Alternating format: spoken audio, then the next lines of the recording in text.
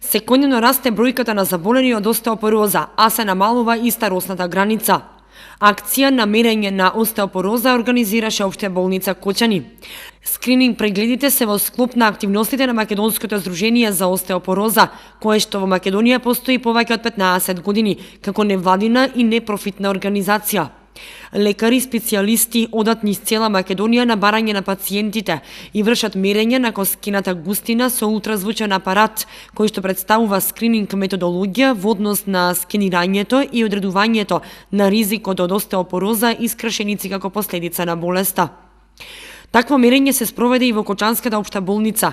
Во текот на вчерашниот ден во Делчево биле извршени 85 прегледи. Слична бројка пациенти се прегледани и во Кочани, кога пред ортопедската амбуланта во општата болница имаше многу луѓе кои чекаа за преглед.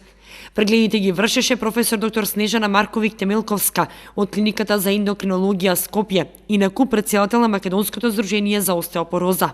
Според податоци кои што се екстраполирани од надвор, а кај нас ние немаме наша статистика македонска баш многу, значи според едни такви податоци можно е да во Македонија има над 100.000 луѓе кои што имаат остеопороза или пак имаат скршеница настаната од остеопороза. Се повеќе заради неконсумирање на доволно млеко, млечни производи, неизлагање на сонце, значи ние порано мислевме дека пред да го одредуваме витаминот Д на нашата клиника, мислевме дека само албанската популација на жени има дефицит на витамин Д, бидејќи се покриени повеќе.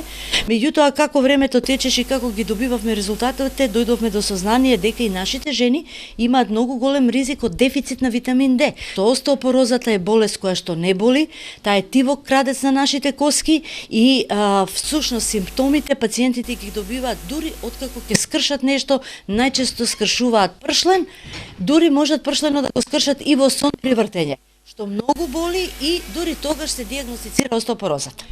Со оглед на фактот дека заболените се над 55 години, на пациентите им е полесно лекарите да доаѓаат во општите болници низ државата, затоа што освен малтретирањето штедат на транспорт и пари.